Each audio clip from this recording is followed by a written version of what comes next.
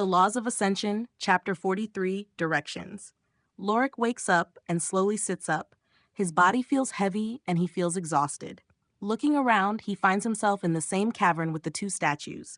The two swords are embedded in the ground nearby. The memory of what happened resurfaces and Lorik jumps up. "What? Where's the man?" Lorik asks aloud while looking for him.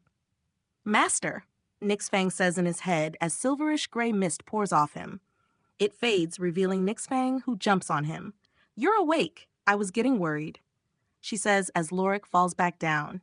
He's too shocked at her sudden growth. Before she was 2 feet long, now she's almost 8 feet long and stands 5 feet tall.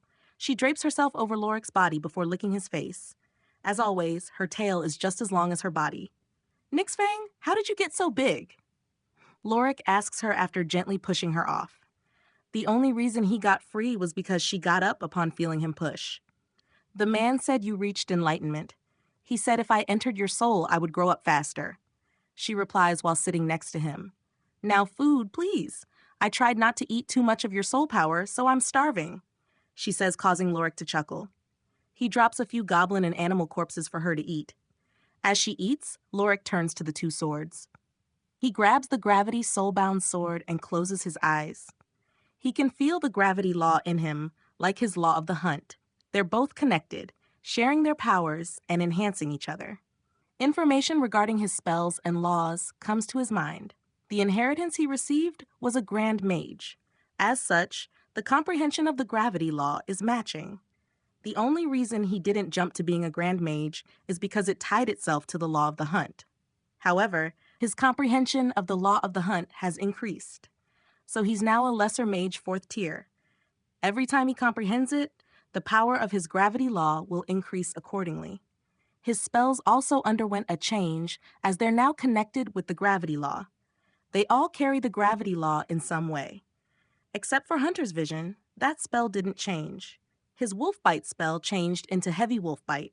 It manipulates the gravity of the wolf's fangs. They'll now pull each other in, resulting in a stronger bite. His Beast Roar didn't change in name, but it now increases the gravity of the souls who hear it. So whoever hears it will now fall to the floor from the added weight. As it affects their soul, the weight could even harm them. Beast Paws changed into Heavy Beast Paws. They now make his arms lighter, before increasing the weight upon attacking. He gained a new spell called Increased Gravity. It lets him increase the gravitation force of an area anywhere from a few feet to 100 feet wide. As the caster, he himself won't feel the effect of the spell. After confirming the changes, Lorik smiles. He fills the sword with soul power, causing it to glow. After a few seconds, it begins to change shape. The metal moves like liquid and expands while wrapping around Lorik's arms. The metal solidifies and forms a pair of clawed gauntlets. They're gray in color and smooth. On the back of each hand is a carving of a stone boulder falling. The gauntlets continue down to his elbow before coming to an end. "Master, when did you grow claws?" Nixfang asks, causing him to laugh. "I didn't. This is the sword that man gave me. I guess soul-bound weapons change shape to suit their wielder. Anyway, do you know how long we've been down here for?" Lorik asks. "It's been a few days. It's hard to tell without the sun. I also fell asleep during your enlightenment. I don't know how long passed until I woke up. Anyway, can I have more food?" Nixfang asks before Lorik dumps another pile of goblins and animals out for her. Lorik takes out the cylinder Cyrilda gave him and presses the button on it. As he takes it out of his storage ring, he stores the other sword in it. "Now that I've gotten an inheritance, I should get out of here. I know there's another tunnel, but I'm feeling exhausted." Master did say that the enlightenment had side effects. I hope the bracelet's still sending my location. If not, then Nixfang and I will have to find our way out of the ravine. Then we'll walk back to the capital. But I don't know where to go. I should have memorized my map.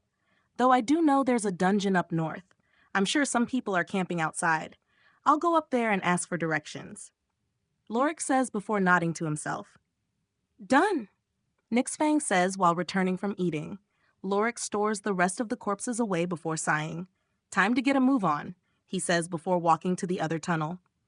"Wait, Master," Nixfang says while swiftly blocking him. She moved fast and ran in front of him. "I will carry you," she says proudly. "Carry me?" Lorik asks, causing her to nod her head. I'm big now. You can ride on my back. I'm much faster than your legs. She replies, maybe when we get to the surface, we don't know what's in that tunnel. Lorik replies, I do. I went and explored it earlier while you were out. I hoped there would be something to eat, but it was empty. Same with the boxes in the room. Nixfang says, causing Lorik to sigh. That was dangerous, Nixfang. He says before she turns her head to the left. She lets out a small howl and a flame appears in front of her. I know, but I discovered my law. It's called thermal fluctuation. I can create fire and ice with it. I wasn't going to fight anything that looked strong either. She replies, causing Lorik to smile. He's never heard of the law, but he's happy to see Nixfang growing. I'll write them if you don't mind, Lorik says before walking over to her side. She lowers her legs so Lorik can get on more easily. Once he's sitting on her back, she turns toward the tunnel. Lorik lowers his body, as he would hit his head if he didn't. Nixfang takes off running, shocking Lorik with her speed. It only takes her a few minutes to reach the end of the tunnel when it would have taken him an hour to walk. It would have taken longer, given his exhaustion after the Enlightenment. At the end of the tunnel is another see-through wall. On the other side of the wall is a forest. The blue sky can be seen through the trees.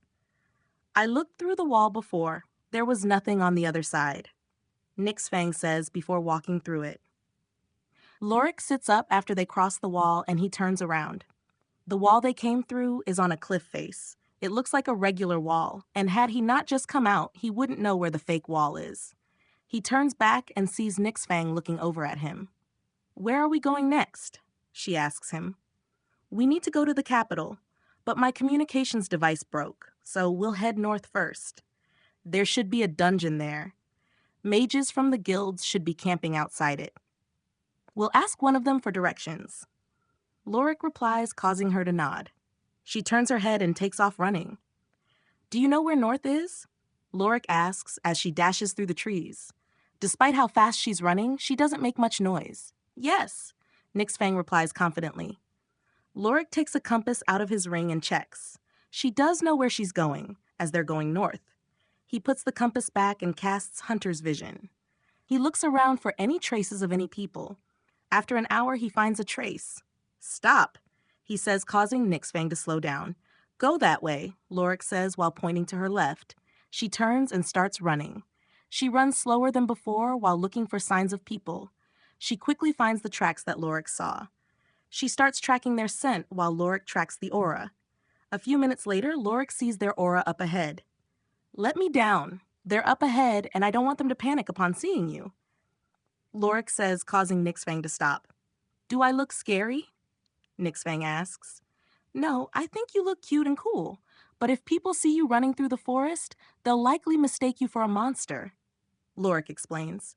He leads the way while Nixfang follows behind him. They pass through the tree line and into a clearing. There's a river up ahead. 2 wagons and 6 horses are stopped nearby.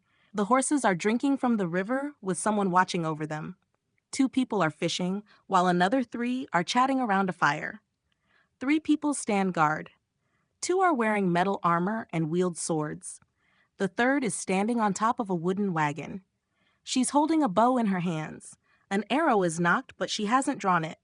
She notices Lorik first and whistles. Lorik stops as the other 2 on guard turn to look at the woman.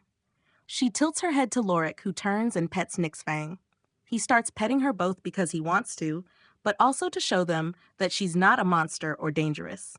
Stay here for a minute, all right, he tells her before she nods.